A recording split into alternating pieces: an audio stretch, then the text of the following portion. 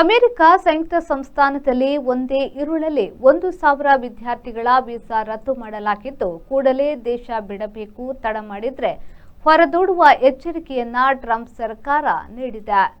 Donald Trump ಎರಡನೇ ಬಾರಿಗೆ USA ಅಧ್ಯಕ್ಷರಾದ ಮೇಲೆ ವಿದೇಶಿ ವಿದ್ಯಾರ್ಥಿಗಳ ಮೇಲೂ ಬಾಂಬ್ ಹಾಕುತ್ತಲೇ ಇದ್ದಾರೆ. ಈಗ ರಾತ್ರೋರಾತ್ರಿ ಕೆಲವು ಭಾರತೀಯ ವಿದ್ಯಾರ್ಥಿಗಳಿಗೂ ಸೇರಿ 1,000 ವಿದ್ಯಾರ್ಥಿಗಳ ವೀಸಾ ರದ್ದು ಮಾಡಲಾಗಿದೆ.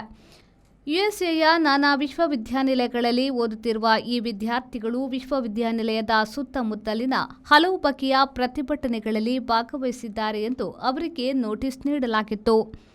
ಈಗ ಅವರೆಲ್ಲರಿಗೂ bureau of consular affairs visa ಕಚೇರಿಯಿಂದ ನಿಮ್ಮ ವೀಸಾ ರದ್ದುಪಡಿಸಲಾಗಿದೆ ಎಂದು ಮಿಂಚಂಚೆ ಕಳುಹಿಸಲಾಗಿದೆ.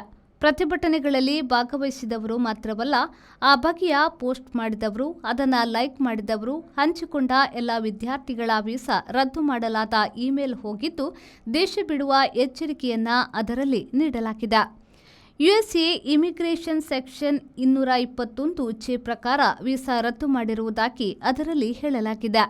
ದೇಶ ಬಿಡುವವರು ಸಿಬಿಪಿ ಹೋಮ್ ಆ್ಯಪ್ ಉಪಯೋಗಿಸಬಹುದು ಎಂದು ಅದರಲ್ಲಿ ತಿಳಿಸಲಾಗಿದೆ. Pull up the flicks and I take it down gear. Pull up the hands and I feel more beer. I dig a don. I sick a don. Take it on the row and the show and the pull up the flicks and Volkswagen Virtus, German engineered for unmatched safety. Volkswagen Mangalore, Airport Road, Yeyadi, Mangalore. Volkswagen.